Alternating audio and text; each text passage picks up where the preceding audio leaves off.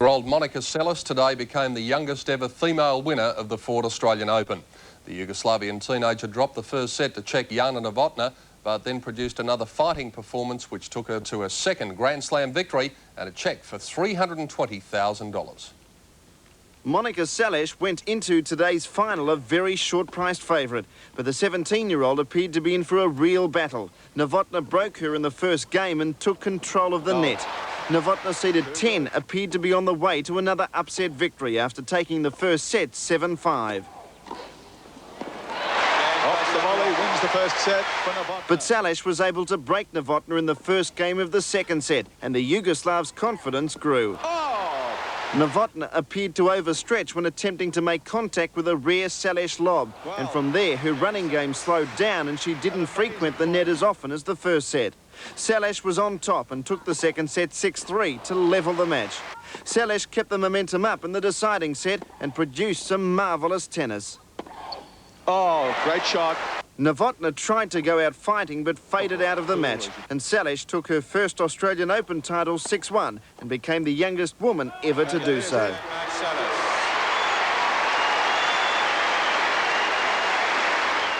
Dan Malicki, 10 Eyewitness News.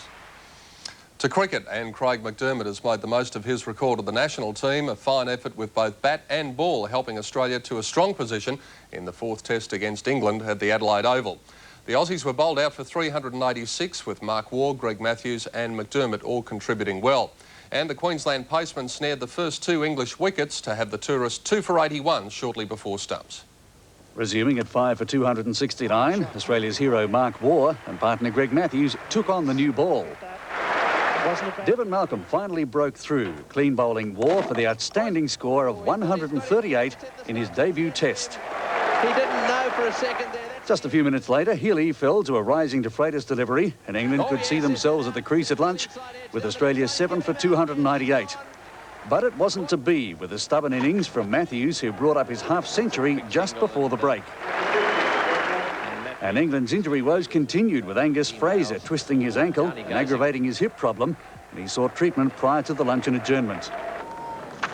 A momentary concentration lapse cost Matthews his wicket after another top knock.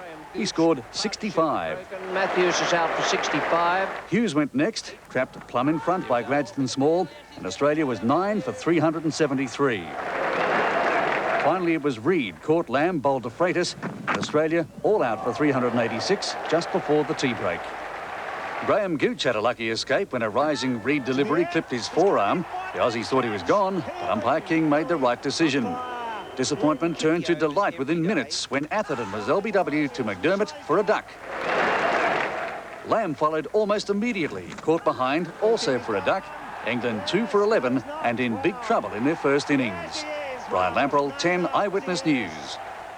Meanwhile, a gritty 7th wicket century stand between Simon O'Donnell and Paul Rifle averted disaster for New Shield leader Victoria in the clash with Tasmania at the Junction Oval. After being sent in, the Vicks crashed to 6 for 124 before Rifle and his skipper stopped the rod. When stumps were drawn a short time ago, Victoria was 6 for 235. Victoria's bid to consolidate top spot began disastrously when Watts went for a duck in the very first over, caught Farrell off Gilbert. And soon afterwards, when Farrell took his second catch to get rid of Warren Ayres, the Vicks were reeling at 2 for 18. Lehman and Phillips then came together and steadied the ship, putting together a useful 50 partnership before Lehman attempted to hook McPhee and succeeded only in holing out to Gilbert at fine leg. And when Phillips was caught behind for 32 shortly before lunch, Victoria was in tatters at 4 for 77. For a while after the break, the runs came quite freely before both batsmen were bogged down by a persistent Tassie attack. Then with the score on 113, it was Farrell again taking a blinder in slips to get rid of Siddons for 21.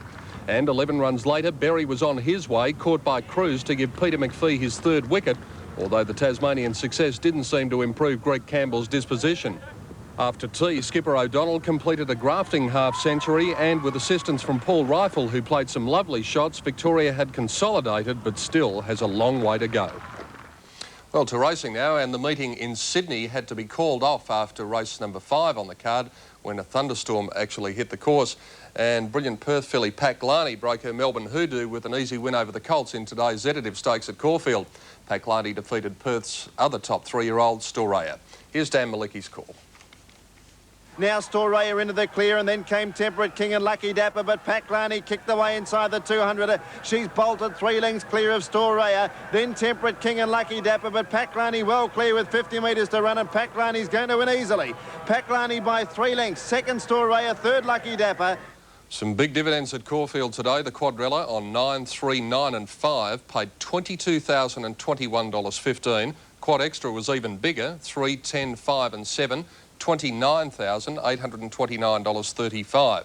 Daily double a little bit thinner, 3 and 5, $73.45, and the extra double on 5 and 9 paid $26.55. Well, Americans Mike... Yugoslav Monica Seles has become the youngest winner of the Australian women's singles, defeating Czech Jana Novotná in 3 sets.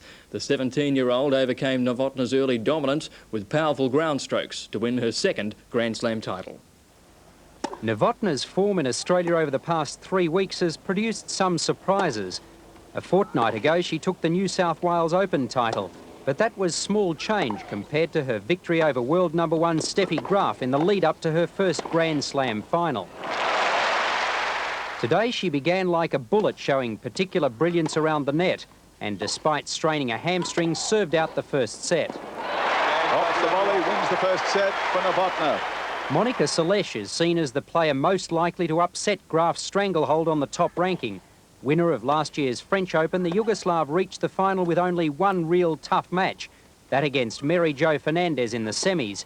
One of her strengths is the sheer power of her ground strokes, which helped to square today's match at 1 set all. If they get any better, I'll be surprised. As the court temperature hit 50 degrees, more errors began creeping into Novotna's game. The winners were harder to come by. And she's missed that critical volley. With the final nearing 2 hours, match point saw Seles become the youngest and only Yugoslav winner of the Australian women's singles title.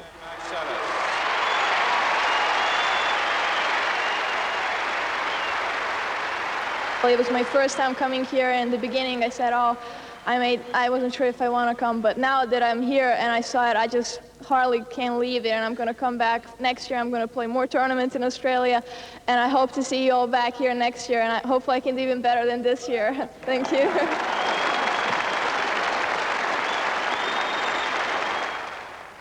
Well, it was clearly Australia's day in the 4th cricket test against England in Adelaide today.